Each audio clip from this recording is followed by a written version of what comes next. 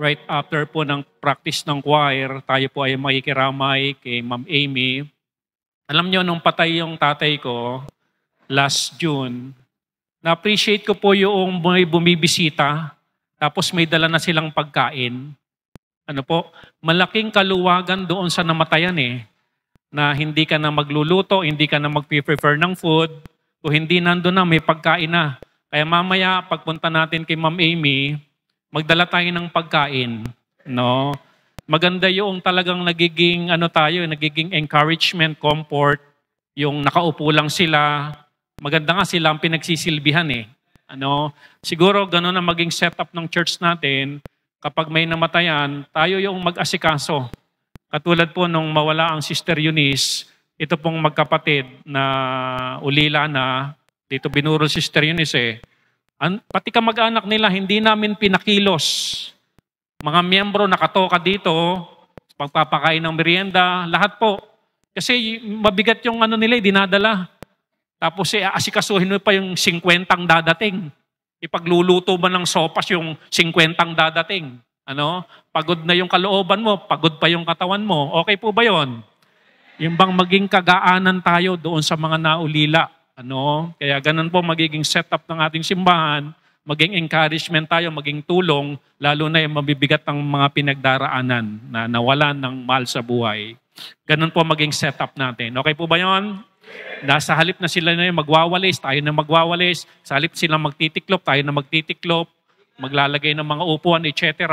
Para yung namatayan talaga ang nandun lang. At sila yung inaasikaso. Yun po yung mas maganda at tama siguro sa aking pong pananaw. Okay po. Kaya nagpapasalamat din tayo sa Panginoon dahil meron tayong mga preacher dito. Ngayong mga linggong ito, ang tawag ko dito, series of preacher. Mga series of preacher. Kaya yung mga preacher po, maghanda po kayo. Isang araw po kayo po yung sasalang po dito. Ngayong maga, meron po ulit tayong preacher na mangangaral ng salita ng Diyos. Painggan po natin. Again po, announcement lang, hanggang hindi po tapos ang ating pong worship service, wala pong lalabas. Po? Sino sa inyo, sa eskwelahan, lalabas, may nagtuturo pa? Hindi po Lalo na po yung paggalang natin sa worship service. Sino po wino-worship natin dito? Ang Diyos. Hanggang hindi po tapos yung program dito para sa Panginoon, wala pong lalabas. Ang lumabas, sisingilin po natin ng 10,000. Okay po ba yon? Okay po ba yon? Okay. To respect our God. To deeply respect our loving God. Amen? And then, pag naikinig, wala rin pong magkukwentuhan. To respect the Word of God. To respect the Word of God. Tayo po tayong lahat as we welcome our preacher, Preacher Jonel.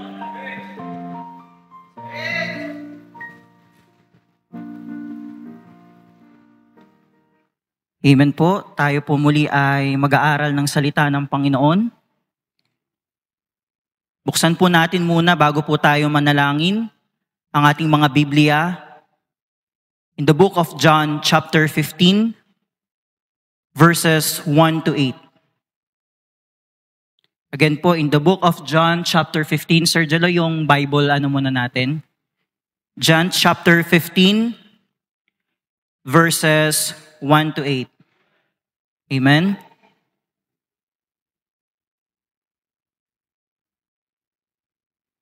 Basahin po natin, sabay-sabay. Verse 1, I am the true vine, and my Father is the husbandman.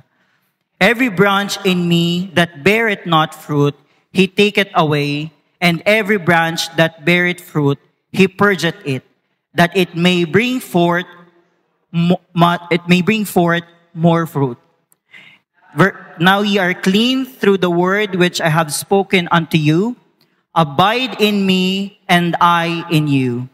As the branch cannot bear fruit of itself, except it abide in the vine, no more can ye, except ye abide in me. Verse 5, I am the vine, ye are the branches. He that abideth in me, and I in him, the same bringeth forth much fruit. For without me ye can do nothing. Verse 6, if a man abide not in me, he is cast forth as a branch and is withered. And men gather them and cast them into the fire, and they are burned. Verse 7, if ye abide in me, and my words abide in you, ye shall ask what ye will, and it shall be done unto you. And last verse, herein is my Father glorified, that ye bear much fruit, so shall ye be my disciples. Tayo po munang lahat ay yumuko at tayo pong lahat ay manalangin.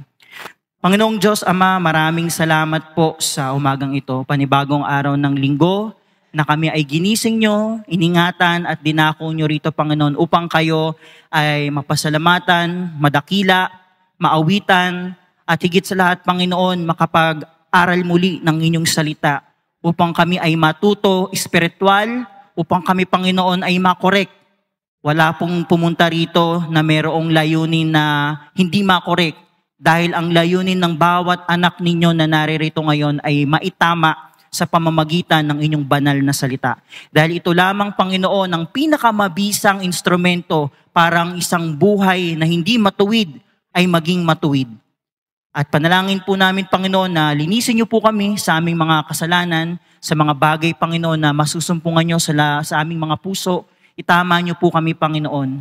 At panalangin po namin na kayo ang siyang magtali sa gawa ng kaaway, hindi makapanaig sa umagang ito.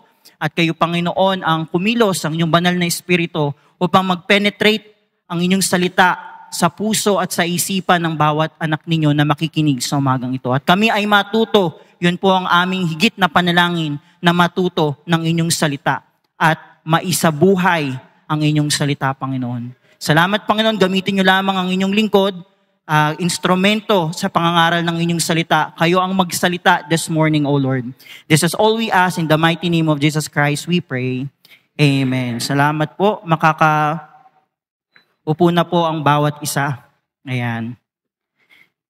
So ito pong verse na atin pong binasa ay very familiar po. Tama po? For sure po, naging part na po ito ng inyong mga devotion. Meron pa po bang hindi nakakabasa dito sa chapter na ito? For me, ito ay isa sa mga pinakapalasak or pinaka-common na verses or chapter na maaaring maging devotion or mabasa ng isang Kristiyano. Amen? So, ang konsepto po nito, para hindi po tayo masyadong maging mahaba, ang nagsasalita po dito ay ang Panginoong Hesukristo. Ito po yung panahon bago po siya ma-crucify. Panahon po ito ng Lord's Supper. Amen? Kaya dapat ang Kristiyano ma-attend ng Lord's Supper eh. 'Di ba? Ang Panginoon, ang mga disciple, nag-Lord's Supper sila. Amen? At ang kausap ng Panginoong Hesukristo po dito, para po sa kalinawan ng bawat isa, ay yung mga disciples, yung mga kasama niya po. At pag binasa niyo po yan sa ibang mga Bible, naka-read po yan ng mga salita. Kung ganun po ang inyong mga Bible, meaning, pag naka-read po yan, ang Panginoong Hesukristo po ang nagsasalita. Amen? At tumutukoy po yan sa mga Kristiyano na meron daw pong mga namumunga at meron din namang hindi namumunga. Amen po? Kayo po, ano po ang pakiramdam nyo bilang isang nagtanim at ang inyong tinanim after a few time, wala kayong naging bunga? What do you feel? You will feel disappointed kasi meron kang expectation, di ba, Pastor? Kasi nagtanim ka, nag-effort ka, and at the back of your mind, you are expecting of a fruit. Tama po, kung ano mang regardless, kung ano man tinanim mo, basta yung merong bunga. Di ba? Tapos, in due time, walang naging bunga. Di ba? You will feel disappointed. Di ba? And same goes with other concepts or aspects of life. Pag ikaw nagnegosyo, di ba mag-expect ka ng profit? Mag-expect ka ng tubo or ng sales.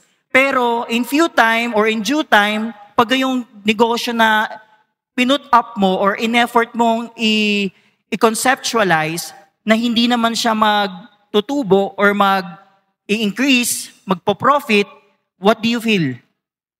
Diba? You will feel disappointed. Diba? Sa trabaho nga lang po, diba? Pag tayo, may kulang dun sa sahod natin, disappointed na agad tayo. Kulang pa lang yun. Paano pa yung konsepto na wala talaga? Amen? And same goes sa ating pong pamumuhay bilang Kristiyano. It's written in the Bible na may mga Kristiyano daw po na namumunga at meron din pong hindi namumunga. So ang title po natin this morning, mga kapatid, it is a question, in a form of question. Am I a branch that beareth fruit? Amen? And hopefully, after this preaching, magkaroon tayo ng realization. Walang masama kung yes, walang masama kung no. Ang masama, alam mo yung sagot sa sarili mo pero wala kang gagawin. Tama po? Kailangan meron tayong gawin kasi yun naman yung end goal lagi ng isang preaching. Pag tayo merong natutunan, pag meron tayong narinig, i-apply po natin. Amen? Without application, it won't make sense. Narinig mo lang siya, pero kung hindi mo siya gagawin, kung hindi mo siya i-apply sa buhay mo, hindi siya mag-materialize. Amen? Walang magiging pagbabago. Yung pagbabago na hinahanap mo, na ipinapanalangin mo sa Panginoon para sa buhay mo, kung hindi mo i-apply ang salita ng Panginoon, wala pong mangyayari. Tama po? Sige po. First point po natin, para mabilis lang po tayo, know your God. Ayan. John chapter 15 verse 1, himay-himayin po natin. Ang sabi po dyan, I am the true vine, and my Father is the husbandman. Ayan. At tayo daw po yung branches. Tama po? So ngayon po, ang nagsasalita dito ay ang Panginoong Jesucristo, dinescribe niya po o ipinakilala niya ang kanyang sarili as the true vine. Nakakita na po ba kayo ng vine? Ano po ba sa Tagalog ang vine? Baging, 'di ba? At ang sabi po diyan, ang Diyos Ama ang husbandman. Pag sinabi po nating husbandman, siya po yung nag-oversee. Kumbaga, siya yung gardener. Siya yung nagmamanage nung mga halaman, nung vineyard. Siya yung caretaker. Okay? So nakikita niyo na po yung relasyon. Meron po akong niready na picture diyan para illustration lang po. Ayan. Para mas maging visual kasi yung ibang tao visual eh. So nakikita niyo po merong vine, may mga branches po diyan at merong husbandman. Meron pong nag-manage, merong nagiging gardener, merong nag-iingat or caretaker. So tayo yung branch, ang Panginoong Jesucristo yung vine, at ang Diyos Ama po ang husbandman. Amen? So nakikita po ba natin yung relasyon natin sa Panginoon? Or feeling natin hindi tayo yung branch? Baka mas magaling pa tayo sa Panginoon. Kasi minsan, admit it or not, we treated ourselves as the husbandman. We manage our own lives. Tama po? My life, my rules, my own life, my own time. Amen? So know your God. Ikaw, nakakonekta ka sa Panginoon, siya po ang source of spiritual nourishment. Amen? Jesus Christ is the source of spiritual nourishment. And God the Father is the husbandman that oversees and cultivates the growth. Amen? Nagkakaroon ng pagbunga, nagkakaroon ng pag-usbong dahil merong vine at merong husbandman. At clearly stated in the Bible that it is Jesus Christ and it is God the Father. It is not you. Amen? Kaya kung ang buhay mo, if you see it right now, ikaw yung nagmamanage, therefore, you are on a wrong position. Amen? Hindi mo na kinikilala yung Diyos ng Panginoong Jesucristo at ang Panginoong Ama. Ikaw na yung nagiging Diyos ng buhay mo. Amen?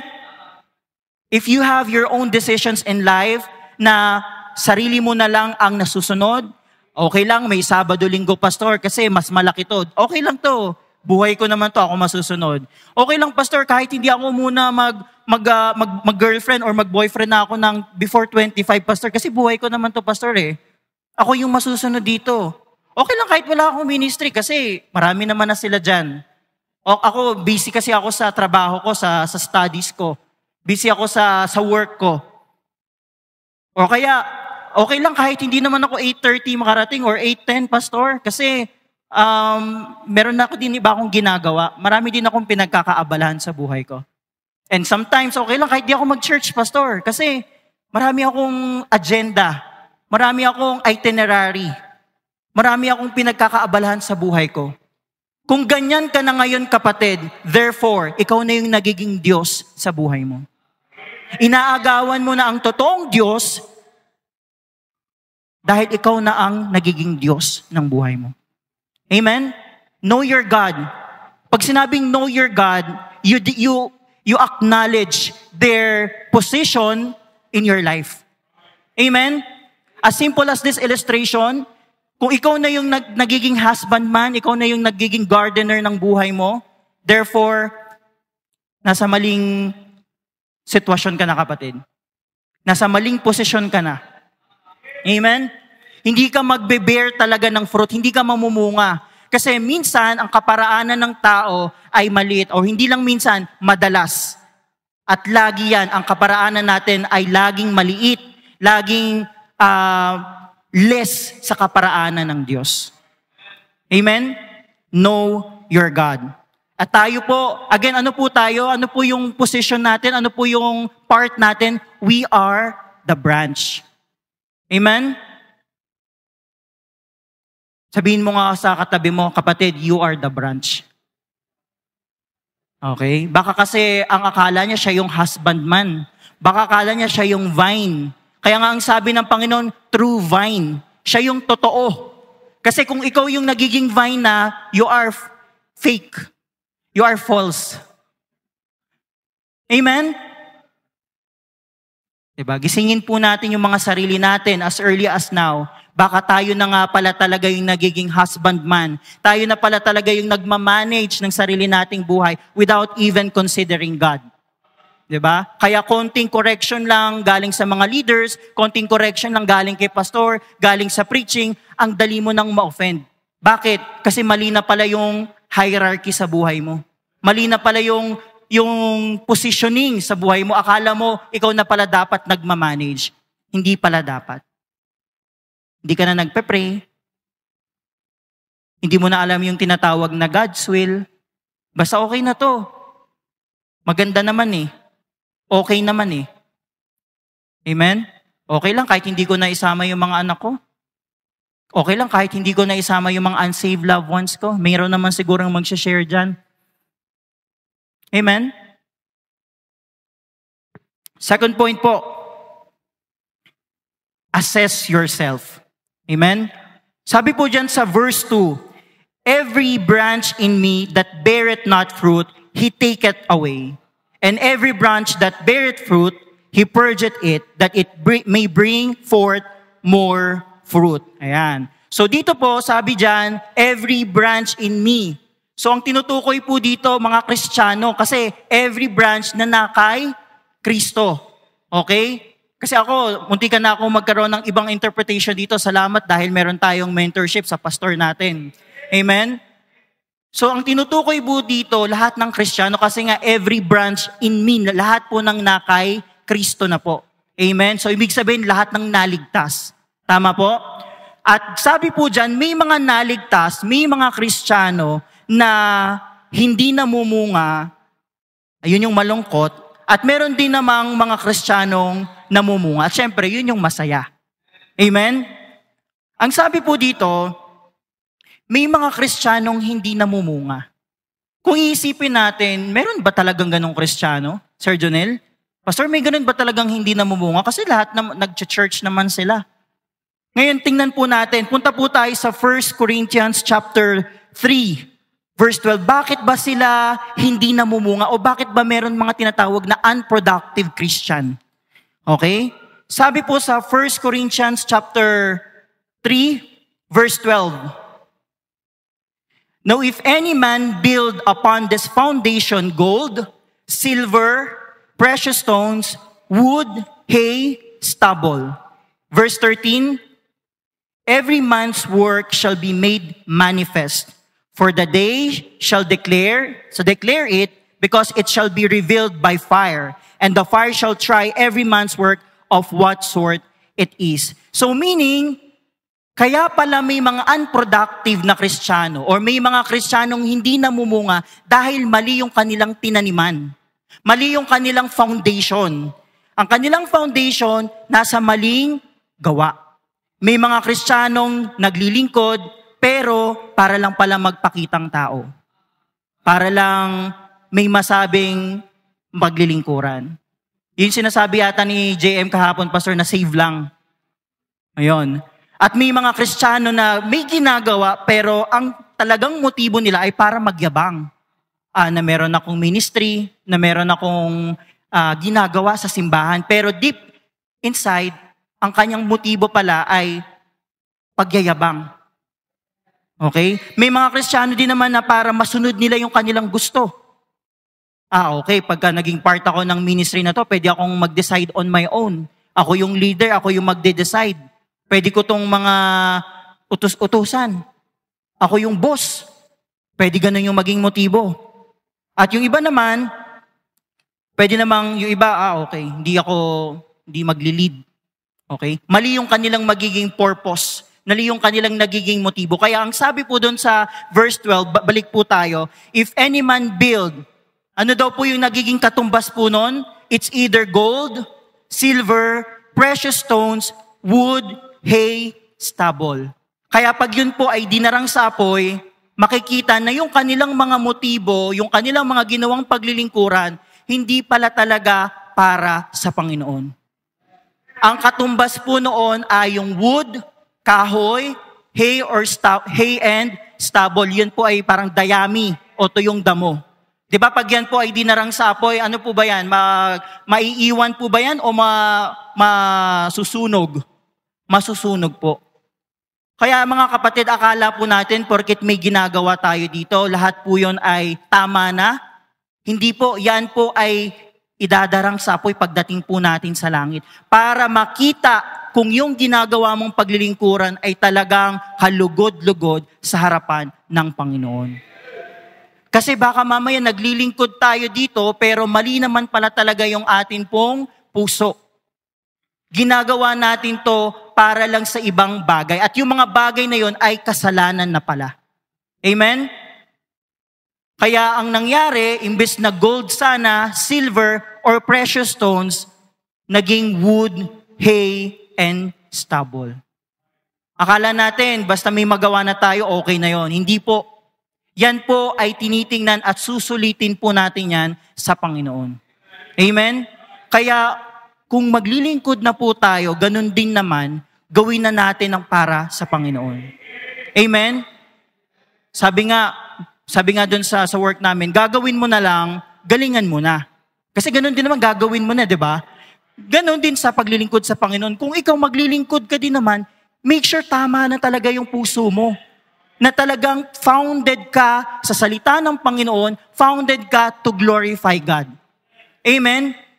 Kasi yung effort nung isang totoong naglilingkod na may katapatan at yung ginagawa mo, sabihin na lang natin, parehas kayo ng ginagawa, magkaiba lang yan sa harapan ng Panginoon. Pero parehas kayong mag-e-effort, parehas kayong mag-spend ng time. Ang pagkakaiba lang, sa harapan ng Panginoon, batid niya kung ano ang laman ng puso natin. Amen? Ganon din naman pala, edi gawin na natin para sa Panginoon. Hindi para sa sarili natin. Amen?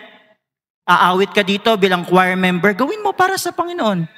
I-assess mo yung sarili mo. Ako ba yung branch na namumunga para sa Panginoon? O ako yung branch na kapag nasumpungan ako ng Panginoon, wala akong bunga?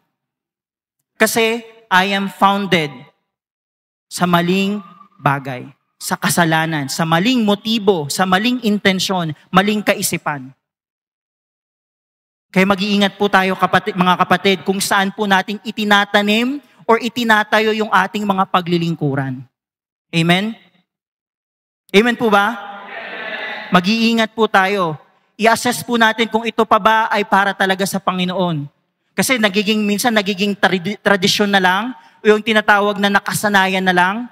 'Di ba? Kasi parang ayokong ma-call out ni pastor na hindi ako nag-church, o ayokong ma-call out na wala akong ginagawa. For the sake na hindi ako mapansin o hindi ako ma-call out, gagawin ko to. Pero yun pala, mali na yung laman ng puso natin. Wala na yung Panginoon sa ginagawa natin. Amen? Kaya kapatid, assess yourself. Amen? So, sabi po dito, sinasanay itong mga Kristiyano na walang bunga, sinasanay nilang itayo ang kanilang paglilingkod sa mali at sa mga bagay na hindi kalugod-lugod sa Diyos. Ano pa po yun? Hindi nagpapasakop sa leadership. Amen? Hindi tinatapos yung kanilang mga commitment, ang kanilang first fruit sa Panginoon. Ginagawang optional ang mga church activities. Amen? Ito yung mga maling bagay na pwede po tayong ilagay natin yung ating mga sarili. Kaya maging maingat po tayo na akala natin, okay lang yan. Pero natitake for granted natin yung mas malaking bagay. Yun yung makapagbigay ng kaluguran at kaluwalhatian sa Panginoon. Amen? Akala mo okay lang na hindi ka maka-attend ng soul winning every month? Akala mo okay lang na hindi ka maging part ng Lord's Supper, ng prayer and fasting? Akala mo okay lang kahit hindi ka maging part ng gawain ng Panginoon? Akala mo lang yun. Pero kitang-kita ng Panginoon na ikaw ay isa sa mga sanga na walang bunga. Amen? At hindi po doon natatapos yun. Ang sabi po dyan, He taketh away. Pinakita po, di ba, kung ano ka at ano yung gagawin sa'yo ng Panginoon. Sabi po dito, balik po tayo sa verse 2, every branch in me that beareth not fruit, He taketh away. Ibig sabihin, kung ikaw ay Kristiyano na hindi masumpungan ng Panginoon ng bunga, isasantabi ka na. Kasi wala ka ng nagiging purpose. Wala kang sa layman's term, parang wala ka ng silbi. 'Di ba? Yung kumbaga sa halaman po, 'di ba tinatanggal po 'yan, inaalis po 'yan. Yun po ang sabi dito. Para yung nutrition sa isang halaman mapunta na lang doon sa talagang namumunga. Tama po? Saka pansinin niyo po, yung kulay ng mga sanga na hindi namumunga, kung minsan iba doon sa sanga na namumunga. 'Di ba? Pag pinicturean mo 'yan, ang pangit, ang gagawin mo, tatanggalin mo. 'Di ba sa halaman nga lang po yung dahon na parang iba yung kulay, yung parang pabulok na, tinatanggal mo kasi ang pangit tingnan. At ganoon din po kung tayo ay hindi na po nakikitaan ng totoong paglilingkuran at wala na po tayong makitang bunga ang Panginoon sa atin. Sabi po dyan, He taketh away. And ang worst po dyan, sad to say, pwedeng bawiin ka na ng Panginoon. Patayin na lang tayo ng Panginoon or umuwi ka na lang dito, anak, kasi hindi mo na sa-serve yung purpose mo eh. Nakakalimutan mo yata na naligtas ka, nakakilala ka para paglingkuran ako at mamunga sa harapan ko. Pero nandiyan ka lang, you are wearing a good dress, a beautiful dress, an exclusive polo barong, pero wala ka namang bunga. Amen? Kaya we have to assess ourselves, mga kapatid. Am I a branch that beareth fruit? Tanungin po natin yung sarili natin as early as now. Meron ba tayong nagiging bunga?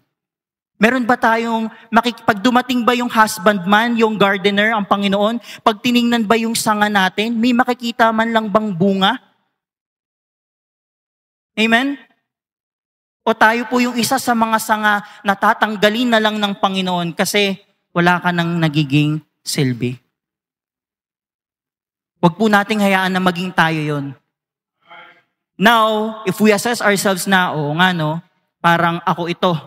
Ako itong sanga na tinutukoy ng John chapter 15 verse 2 na wala akong bunga. At kung ayaw mong maalis, ayaw mong pauwi ng Panginoon, maglingkod tayo. Gumawa tayo ng paraan, i-reconcile, ibalik natin yung init, yung apoy ng paglilingkod natin muli sa Panginoon. Amen? Paano po yun? Maglingkod po tayo ng maglingkod ng buong puso para sa Panginoon. Yung i-check mo yung puso mo, yung motive mo, na talagang ginagawa ko ba to para sa Panginoon?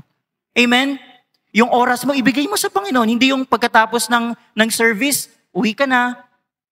Wala ka nang pakialam kung may fellowship pa. Yung mga pwede mo pa sanang makausap. Yung mga pwede mo pa sanang makita dito na pwede mong gawin para sa Panginoon. Amen? Yung mga ganung simpleng bagay po. Kasi nga po, tandaan po natin yung 6 days para na nga po sa atin eh. Isang araw na lang po yung hinihingi ng Panginoon para magkaroon po tayo ng ganitong corporate worship. Tapos uwing-uwi pa tayo. Sa iba pong simbahan, whole day po yun. May iba pa, every Sunday may soul winning. Ganun po katindi ang mga paglilingkuran ng mga kapatid po natin sa ibang iglesia. Pero tayo po, hindi po natin ginagawang compulsory yun sa bawat isa. Nilalagyan po natin ng schedule. Amen? Pero iilan na nga lang yung schedule, parang ang busy-busy mo pa. Parang ang dami mo pang pinagkakaabalahan. Pagtingin tuloy sa'yo ng Panginoon, doon sa branch mo, wala kang bunga. Amen? At ang sabi po dyan, every branch that beareth fruit, He purgeth it, that it may bring forth more fruit. Di ba po, pinuprune po yung ibang mga halaman para po mas magbunga po yan. Kung tayo po ay namumunga, may mga pagkakataon po sa buhay natin na may mga challenges na ibinibigay ang Panginoon para po tayo ay mas mapalapit at mas makilala po natin ang Panginoon. Akala mo minsan yung mga sitwasyon sa buhay mo, laging parang hindi umaayon sa iyo eh. Yung mga sa finances, mga challenges sa trabaho, yan lang po ay pagpuprune sa iyo ng Panginoon para mas magbunga ka. Amen? Hindi po lahat ng hindi magandang nangyayari ay parang lagi mong iisipin na parang malas ka. Wala pong ganun. Tingnan po natin yun as God's way pruning you to, ano po ang sabi? To bring forth more fruit. Kasi iniisip natin bilang mga Kristiyano at times, naglilingkod naman ako. Meron naman ako, ginagawa ko naman to para sa Panginoon. Pero bakit parang may mga pagsubok pa rin na nangyayari left and right? And that is God's way, kapatid, para mas magbunga ka pa para sa Kanya. Okay? Amen po ba mga kapatid? At kung tayo po ay nakikita ng Panginoon na nagbubunga, keep on growing. Amen? Maglingkod po tayo sa Panginoon.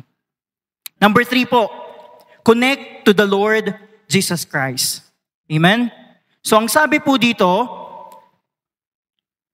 number 3, verse 4. Abide in me and I in you, as the branch cannot bear fruit of itself, except it abide in the vine, no more can ye, except ye abide in me. Amen? So tayo po ay, to make sure, tayo po talaga ay properly and rightly connected to the Lord Jesus Christ. So ang sabi po dito, you stay in Christ through faith, obedience, prayer, and in His Word. Christ remains in you through indwelling of Holy Spirit and His truth working with you. Amen? So sabi po dito, abide in me. Tayo po ay nakakonect sa Panginoon. Nai-imagine nyo po ba? At ang Panginoon daw po ay nakakonect din naman po sa atin. May nakita na po ba kayong sanga na hindi nakakonect sa main branch or sa vine, pero nagmumunga? Wala pong ganun, no? Nakita mo parang may gap doon sa pagitan nung branch tapos nung vine tapos namumunga siya. Wala pong ganun. Makikita niyo po lahat yan ay connected. Amen? Pag connected po yan at talagang maganda po yung branch talagang naglilingkod, it will bring forth much fruit. So ang sabi po dyan, as the branch cannot bear fruit of itself. So remind yourself mga kapatid, hindi po tayo mamumunga kung hindi po tayo nakakonect sa Panginoon. Sabi po dito, no more can ye except ye abide in me. Kaya mga kapatid, kung meron po tayong mga gustong maging bunga para sa Panginoon at kasama na dyan yung mga blessings, kung tayo po ay may mga pinapangarap at ipinapanalangin, lagi nyo pong tatandaan, ang sekreto lang po niyan ay mag-abide sa Panginoon. Magkaroon ng tamang koneksyon sa Panginoon. Amen? Kung gusto mo talaga na Panginoon, bless me in this ministry, Maglingkod po tayo at manatili po tayo sa Panginoon. Amen? Sabi po dyan, no more can ye, except ye abide in me. Imagine niyo po yung mga kabataan na meron po tayo ngayon. Kung hindi po nag-connect yung inyong mga magulang at nagsumikap na kayo po ay dalhin dito sa simbahan, baka hindi po natin nararanasan yung meron tayong ministry ngayon para sa Panginoon. Kaya mga magulang, you play a very important role po sa buhay ng inyong mga anak. Amen? Kasi magiging bunga nyo rin po yan para sa Panginoon. Pero mangyayari lang po iyon kung meron po tayong tamang connection sa Panginoon. At siya na po ang nagsabi, wala po tayong magiging bunga kung hindi po tayo naka-abide or naka-connect sa Kanya. Amen? Kaya nga ako pag nagre-realize po ako, yung sila Aisel, sila JC, dati ang liliit lang po niyan. Pero tingnan nyo, meron palang nakalaan na ministry para sa kanila ang Panginoon. Na dati wala naman yung kapdi na yun eh. Wala naman yung parang mga edit na ginagawa po natin. Dati magkaroon lang ng PowerPoint, dinadala pa yung TV ni Kuya Jaime, ni Nanay Leti doon sa simbahan. Naalala nyo po iyon? Daladalang malaki ni Kuya Jaime na yon. Para lang meron tayong konting maging kasiyahan. Pero ngayon, iba pong level na po yung ginagawa ng Panginoon para po sa atin. At hindi po natin alam kung ano pa yung pwedeng gawin ng Panginoon para sa atin through the lives ng inyong mga anak po. Huwag niyo pong maliitin yung pwedeng gawin ng Panginoon sa buhay ng inyong mga anak. Kasi kahit ako, sa panahon ngayon, yung mga ginagawa ng mga kabataan na to, ng mga edit na to, I admit to myself, hindi ko kaya yan. At kayo, alam nyo, hindi nyo rin kaya yan. Pero God made them able for the ministry. At yun po ay sa pamamagitan ng tamang relasyon natin at connection natin sa Panginoong Hesukristo. Amen? Paano kung hindi naging tapat ang mga magulang o ang mga lolo't lola nyo na dalhin tayo sa Panginoon? Makikilala ba natin ang Panginoong Hesukristo? Magkakaroon ba tayo ng tamang relasyon sa Panginoon? Mauunawaan ba natin yung abide in me and I in you na yan? Hindi po. Mga magulang, kayo po ang magsisimula. Kaya kung meron man po kayong unang dadalhin, unang bisita sa simbahan, yun po ay ang inyong mga anak. Kaya nga pansin nyo po, pagka tayo may bisita kahit bata, nire-recognize po natin kahit nandoon sa children's department. Amen? Dahil bata pa lang, maganda na po, maunawaan nila na mayroong Kristo. Bata pa lang na mayroon ng Panginoon. Amen? Si Ezra nga dati, ang prayer lang ng Firma, makasama si Ezra sa church eh. Pero ngayon yung bata talagang alam niya na may church. 'Di ba? Yun po, doon po tayo magsisimula na basic. Yun po yung pinaka-basic. Yung dalhin po natin sila dito, makita nila yung church, marinig nila yung salitang church, marinig nila yung mag-bless ka kay pastor. Unti-unti po yan magbe-build up sa utak po nila. Kung puro ang alam niya, puro Roblox, puro Minecraft, kahit anong dala mo sa church yan, pag alam niya na ang linggo niya, free day niya, pwede siyang mag-tablet, abay yun ang gagawin yan. Diba? Si Aisel, naalala ko dati pag pumupunta, ng mga dala niyan, Spider-Man, si Hawk, yung mga dala ni Aisel eh. Diba? Ngayon, ewan ko lang kung may dala pa dyan si Aisel. Meron pa ba dyan, sir? Wala na yata, ang mga dala lang, puro laptop na, pag-e-edit na. Kasi binabago po tayo ng Panginoon. Amen? Na dati hindi ka able, ginawa kang able ng Panginoon. Through a right connection to the Lord Jesus Christ. Amen? Ngayon kung tayo po, yun pa rin po yung panalangin natin na itong anak ko ay madala ko sa Panginoon, maging kagamit-gamit sa Panginoon. Ikaw muna bilang magulang maging kagamit-gamit ka sa Panginoon. Hindi mo pwedeng sabihin sa anak mo, anak, maglingkod ka sa Panginoon, pero ikaw hindi ka nakikita ng paglilingkuran. Amen? A true connection with the Lord Jesus Christ should start in you. Kaya akala nyo po, madali lang maging magulang? Hindi po. Kagabi nga may nagtetestimony, ang hirap palang maging magulang. Isa pa lang po ang anak nun. Paano pa yung isang dosena? Iba-iba pa ugali nun. Amen, church? Kaya ganun po pinapaunawa ng simbahang ito na ikaw bilang kabataan, mag-payback ka muna sa mga magulang mo. Amen? Maglingkod ka muna sa Panginoon bago mo intindihin yung mga love life na yan. Diba? Hindi yung magla-love life ka, tapos ang paggagamitan mo ng pang-date mo, baon mo lang din naman. Diba? Sinong gumastos niya? Hindi parang magulang mo pa din. Amen? Unahin mo muna yung relasyon mo sa Panginoon bago yung relasyon mo sa tao. Amen? Nangingiti si Kuya Mark, oh. Parang nakaka-relate yata eh. Amen? Connect to the Lord Jesus Christ. So sabi po dyan, as the branch cannot bear fruit. So literally, a branch cut off from a vine cannot produce anything. Tama po? Kapag yung sanga po na wala na po yan sa main vine, wala na po yan mapoproduce. Kahit ano pa pong gawin nyo, wala na po yan mapoproduce. At same goes with us mga kapatid. Pag tayo po naging disconnected tayo sa Panginoon, kahit anong gawin mo sa buhay mo, kahit anong abot mo ng mga gusto mo, it feels like hindi mo magawa-gawa. Kasi wala na tayo sa Panginoon. Amen?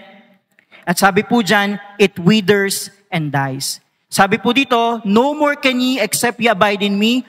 Therefore, all of your strength, wisdom, and effectiveness must come from Jesus Christ.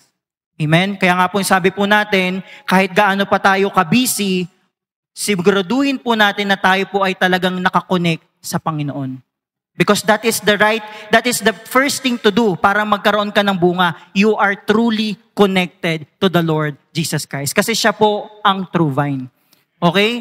Kahit pilitin mo, gusto kong mamunga. Pero kung hindi ka pala truly and properly connected sa source ng spiritual nourishment, which is the true vine, wala pong mangyayari. Kaya assess yourself and make sure you are properly and rightly connected to the Lord Jesus Christ. Because siya po yung main source ng ating nourishment. Amen? Number 4 po, be fruitful. Siyempre, yun po yung ating pong end goal. Yun po yung ating motive. Sabi po dyan sa verse 4, sa verse 5, I am the vine. Inulit po ng Panginoon, no? Ye are the branches. Ayan, inulit pa. Nilinaw ng Panginoon. Again, siya po ang true vine. Tayo po ang branches. Again, wag pong agawin ang hindi po sa atin na posisyon, okay? Hindi po tayo ang vine, tayo po ang branches. He that abideth in me and I in him, the same bringeth forth much fruit. So the connection to Christ always produces abundant fruit over time. Amen? So tayo po, sabi po dito, nakakapag-produce tayo, nagkakaroon tayo ng bunga dahil sa pag-connect natin sa Panginoon. Dahil siya po ang vine. And I in him the same fruit being it, for without me, ye can do nothing. Sana po ito yung ma-realize natin, no? Na wala po tayong magagawa kung hiwalay po tayo sa Panginoon. Huwag po tayong umasa sa sarili nating galing. Huwag po tayong umasa sa natapos po natin. Huwag po tayong umasa sa diskarte natin. Huwag po tayong umasa sa sarili nating talino. At hindi po yan ang magiging daan para po tayo ay maging fruitful. Ang tanging daan lang po ay magkaroon po tayo ng tamang koneksyon sa Panginoon. Doon tayo po ay branch, nakakonect po tayo sa Panginoong Hesukristo. Amen? At sabi po dito, okay. Verse 5, verse 6. Verse 6 po tayo. If a man abide not in me, ito po yung isa pa. Kung kanina may naka-abide, ito naman po yung isa. If a man abide not in me, he is cast forth as a branch. Okay? So yung unfruitfulness ng isang Kristiyano, dahil ayaw niya mag-abide sa Panginoon or sa kalooban ng Panginoon, susunugin yung kanyang mga ginawang kasamaan o kanyang mga kasalanan. Amen? At idadarang po yun sa apoy, katulad po nung nakita po natin sa 1 Corinthians kanina, makikita kung ano ba yung katumbas ng ginawa mong paglilingkuran. Makikita ng Panginoon kung yun ba ay gold, kung yun ba ay silver. So meaning meron siyang level, no? Meron siyang criteria or meron siyang equivalent. Kung yung ginawa mo ay gold, kung ginawa mo ay silver, kung ginawa mo ay precious stones, or kung yan ay kahoy lang o dayami. Amen? So, ang nakakalungkot dito, kapag ang isang Kristiyano hindi nag-abide sa Panginoon, hindi siya namunga, he is cast forth as a branch. siya ay papaluin, or again, ang worst po dito, pauwiin na lang ng Panginoon. Amen? At yan po yung ayaw po nating mangyari kasi syempre gusto pa po natin makasama po natin yung mga mahal natin dito sa buhay. Diba sa mga nangyayari ngayon, maunawaan po natin na life is truly short. Amen? Alam niyo mga kapatid, ang maunawaan po natin, wala po tayo ditong unlimited life. Ang buhay po natin ay limitado lang. Sa bawat pagising po natin, tayo po ay palapit ng palapit sa kamatayan. At ang twist pa doon, hindi natin alam kung bukas yun na pala yung ating kamatayan. Meaning, kung meron pa po tayong pagkakataon na binubuhay tayo ng Panginoon, maglingkod po tayo sa Panginoon. Amen?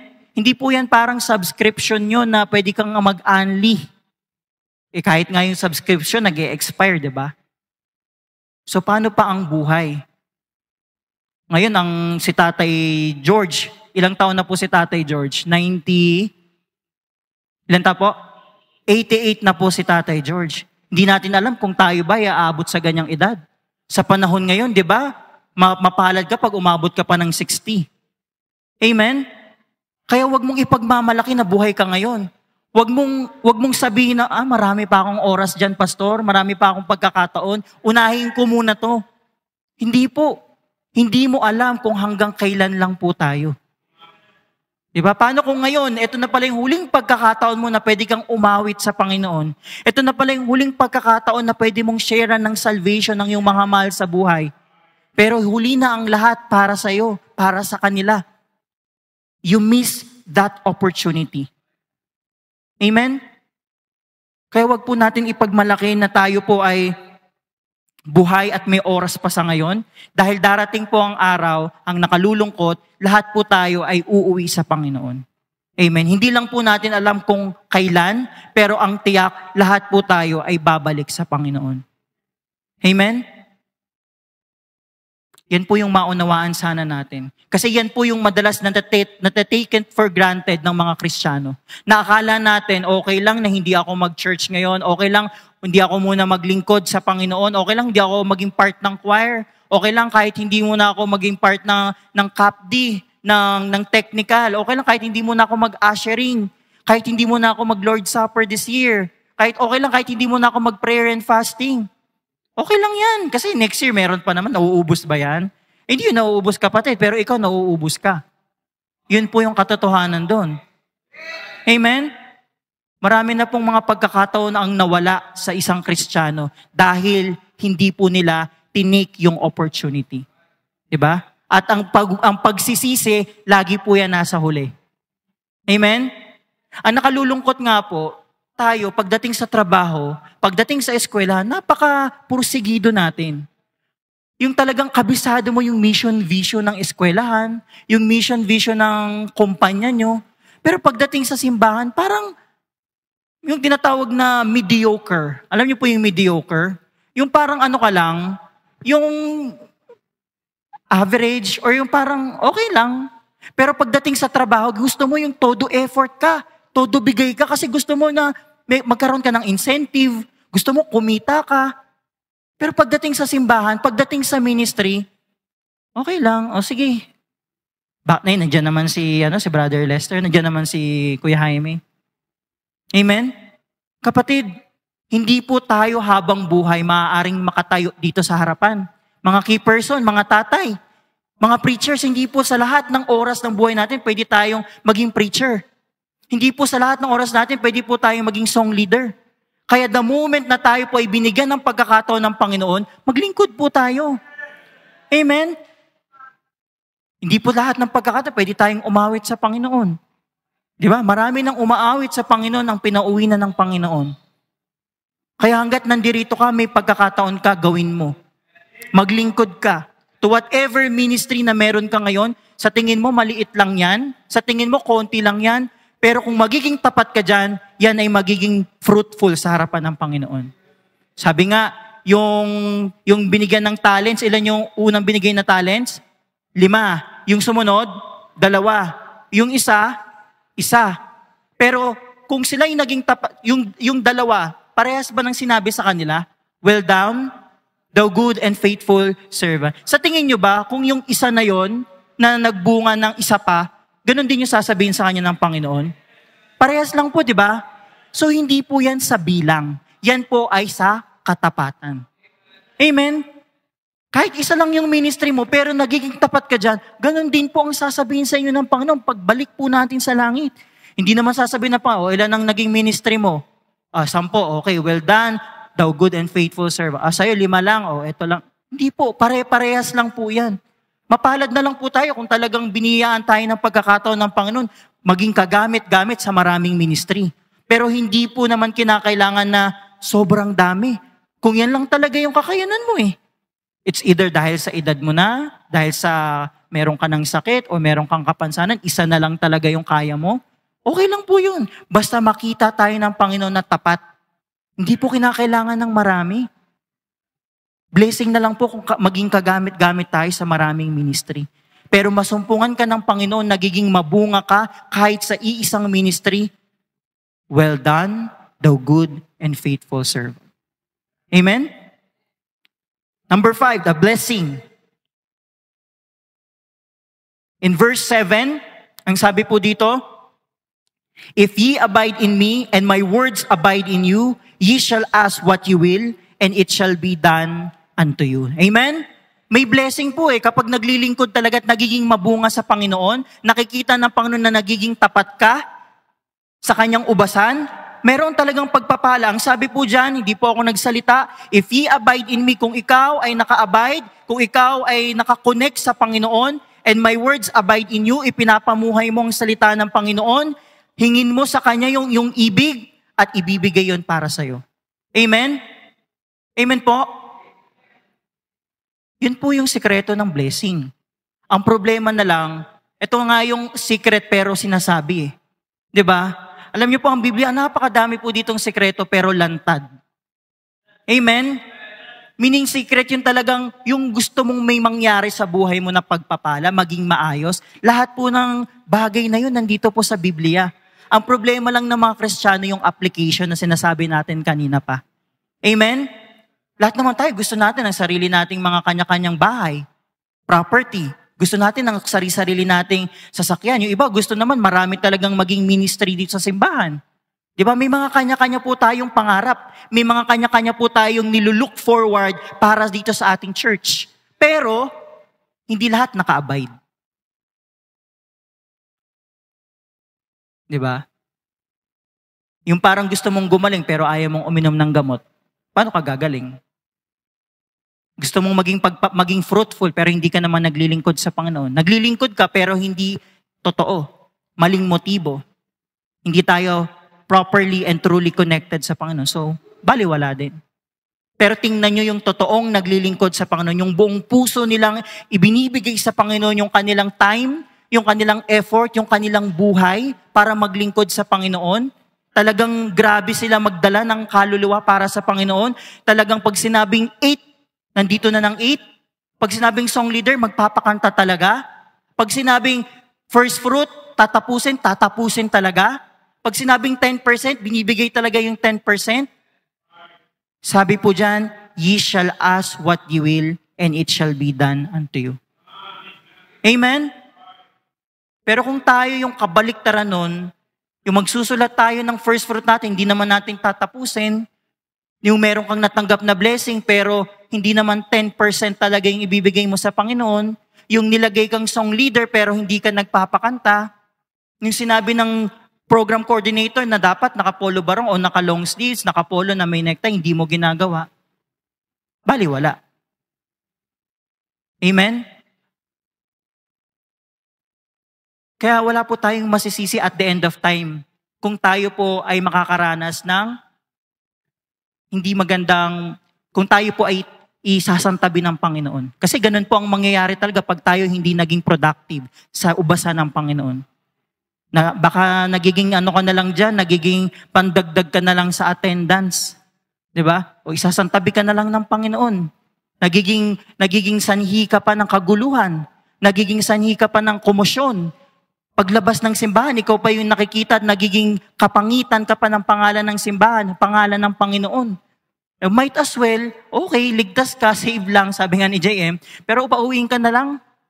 Kesa ligtas ka nga pero unproductive. Amen? Nawa po tayong mga Kristiyano, masumpungan po tayo ng Panginoon sa kanyang ubasan na namumunga. Kasi katulad po ng sinabi nyo kanina, kayo ma-feel disappointed, makamagalit po kayo, mainis kayo, pag kayo'y nagtanim ng walang bunga, ganun din po ang mararamdaman ng Panginoon sa atin. Ito ba yung niligtas ko? Ito ba, napako ako sa krus para sa buhay mo, pero wala kang ginagawang paglilingkuran para sa akin? Ako ngayong unang naglingkod para sa iyo eh. 'Di ba? Amen? Kaya sa mga bisita po natin, hindi po aksidente na kayo po ay nakarating dito. Yung mga tao na nagdala po sa inyo dito, they care for you. They care for your soul. Kasi po, alam po nila na kailangan po natin ng true vine. At yun po ang Panginoong Hesukristo. And if you are disconnected sa true vine, nakalagay po sa Biblia at kinanta pa ng choir kanina, 'di ba? Meron pong impyerno. Kaya wag po nating masamain kung tayo ay dinadala o minsan pinipilit pa talaga tayo ng mga mahal natin sa buhay kasi they really care for you. They really care for your soul. That's their ministry. That's their love to God. Yung kanilang naramdaman na pagmamahal mula sa Panginoon, they try to pass it on. Na maramdaman mo din na hindi pala natin kailangan ng relihiyon. Ang kailangan pala natin ay tamang koneksyon, tamang relasyon sa Panginoon. Amen? Na maunawaan natin na siya ay napako sa krus. Hindi lang para mapanood sa TV. Amen? Kundi para bayaran yung ating mga kasalanan.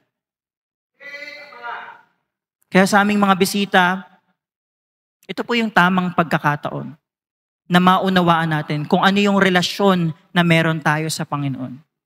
Maaring may mga nangyayari sa buhay natin ngayon na hindi natin maipaliwanag, pero tanging ang Diyos ang makakapagpaliwanag. Ang kailangan lang po natin ay lumapit. Amen? At tanggapin siya bilang personal po nating tagapagligtas. Amen? Kaya tayo po mga Kristiyano, marami pa po tayong iuwin na mga kaluluwa. At yan po ay part ng ating paglilingkuran sa ubasan ng Panginoon. Amen? Marami pa po. Kaya yun po yung blessing sa atin. If ye abide in me and my words abide in you, ye shall ask what you will and it shall be done unto you. Ako po, ang isa po sa masasabi ko pong answered prayer po talaga namin for the longest time, yung mga unsaved loved ones namin. Ngayon, kasama po namin yung lola namin. Na sa tagal-tagal ng panahon, pinapanalangin po namin yun dahil ang kapahamakan ay hindi po biro. Kaya po maunawaan natin na kung tayo meron pang mga mahal sa buhay, asawa, mga anak, kapitbahay, kamag-anak, na hindi pa po tiyak sa kanilang kaligtasan, huwag po tayo magpapetiks-petiks. Dahil hindi po natin hawak ang buhay. Maging branch po tayo ng Panginoon na makita na tayo po ay namumunga. At isa po doon ay ang soul winning. Amen? Kaya next week po, may soul winning po ulit tayo. Sana kung gaano po tayo kadami, pag po tayo ay may kainan, sana kung gaano po tayo kadami pag mayroong basketball, at sana kung gaano tayo kadami pag mayroong choir practice, ganun din po tayo kadami pag tayo po ay humahayo para ipangaral ang kaligtasan. Amen? Dahil yan po ay bahagi ng ating paglilingkuran sa Panginoon. At isa po yan sa titingnan sa atin ng Panginoon kung tayo talaga ay nagiging mabunga. And in conclusion po, yung maging conclusion po natin ng verse 8, ang sabi po dyan, herein is my Father glorified. Okay, that ye bear much fruit, so shall ye be my disciples. Balik po natin sa slide kanina. Yeah, ang conclusion po natin, bearing much fruit glorifies God, and glorifying God is your ultimate purpose as a Christian. Amen? Hindi po tayo niligtas ng Panginoon para lang po may masabing attendance o marami po tayo sa simbahan. Hindi po tayo niligtas ng Panginoon para po tayo ay dekorasyon. Masabing, dyan ba nag-church si Brother Lance? Yung pinakamatalino sa bulso? Yung dyan ba nag-church yung summa cum laude?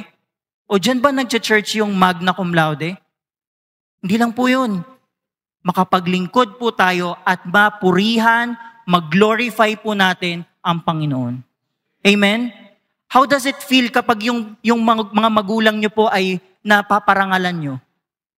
Sa mga magulang, ano pong nararamdaman nyo pag napaparangalan po kayo ng inyong mga anak? Masaya po ba kayo? Di ba? Masaya po kayo? Paano pa po tayo mga Kristiyano na bibigyan po natin ng parangal ang pangalan ng Panginoon? At tayo po ay naligtas para po gawin yun. Yun po yung ating purpose. Maglingkod at parangalan ang Panginoon. Na ikaw bilang Kristiyano, naglalakad ka dyan, sa eskwelahan ka man, sa trabaho ka man, sa bahay ka man, sa mga kapitbahay ka man, makitaan ka ng buhay na patotoo na ikaw ay binago ng Panginoon. At yun ay isa sa iyong bunga sa harapan ng Panginoon. Amen? Remind lang kita kapatid ang purpose mo ay magbigay ng kaluguran at kaluwalhatian sa Panginoon, hindi para sa tao. Kung ginagawa mo na lang ang isang bagay para sa tao or para sa sarili mo, mali po yun. Hindi po yun yung ating purpose. Let's correct our purpose. Let's refresh our purpose. Ang purpose po natin ay magbigay ng kaluguran sa Panginoon. Na tayo ay magbunga para sa Panginoon at hindi para sa tao. Tayo pong lahat ay tumayo. Tayo po ay manalangin.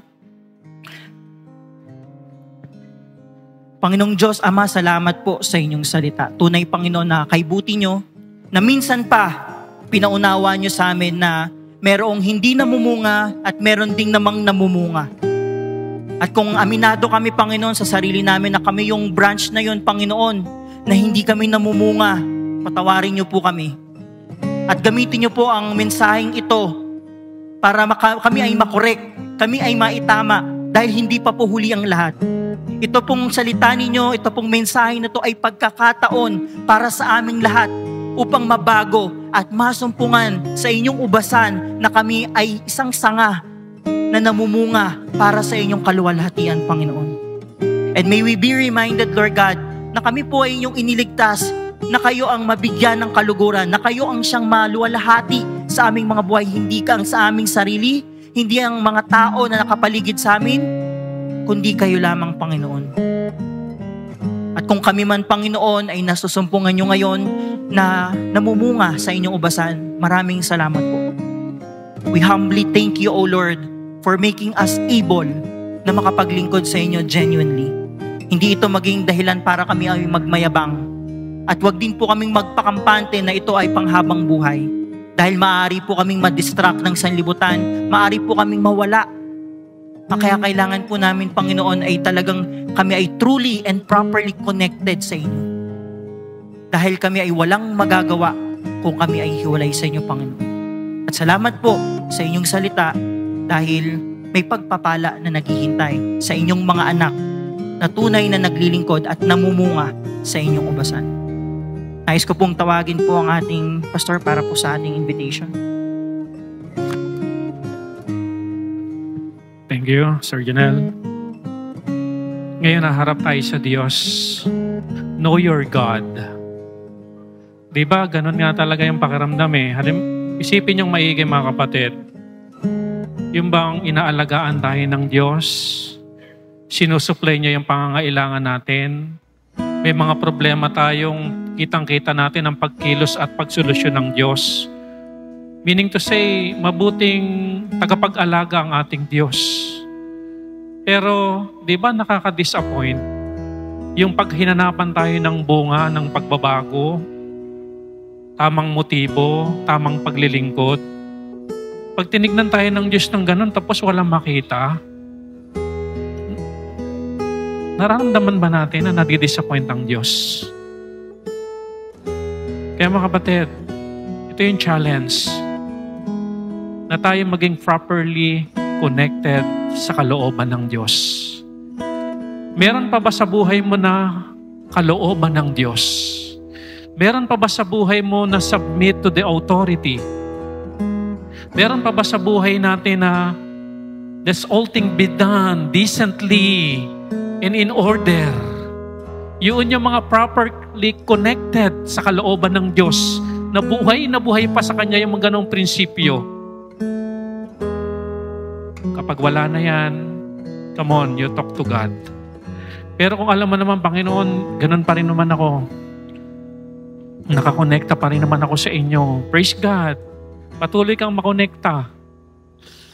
Isa lang naman ang nais ng mensahe maitumpak ang maling connection sa Diyos at ipatuloy at palaguin yung tamang relasyon at connection sa Diyos nang lalong magbunga. Ang sabi ng Bible, ano man ang hilingin mo sa panalangin, ibibigay niya. Ayaw mo pa ba yun ng ganon? Ang gusto lang ng Diyos, ayusin yung pagkakakonekta Pag naayos yun, sabi ng Bible, hingin mo ang gusto mong hilingin, ibibigay ko sa iyo. Kasi hindi ka hihingi ng hindi niya kalooban. Kasi you are properly connected to God. Sa mga bisitang narito, alam mo na ba kung saan pupunta ang iyong kaluluwa? Huwag kang mag-alatsamba, ang buhay ay hindi unlimited. Para masigurado mo ng buhay na walang hanggan at huwag mapunta ng impyerno, pagtiwalaan mo yung Kristong namatay sa krus para bayaran ang iyong kasalanan kasi siya lang talaga ang tagapagligtas para ka maligtas ang iyong kaluluwa. Ama naming Diyos, salamat sa mensahe. Thank you for the rebuke, for the correction. Isa lang ang mensahe niyo, Panginoon, na lahat kami ay mamunga. Ayaw mo at disappointed kayo na kami walang bunga. Ganyan ang pag-ibig niyo sa amin. Ganyan ang gusto niyong mangyari sa amin. Ganyan ang pananaw niyo sa amin. Gusto niyo lahat kami mamunga. I-bless niyo ang bawat nananalangin, mga nakaluhod, mga panalangin nila sa inyo. In Jesus' name we pray. Amen.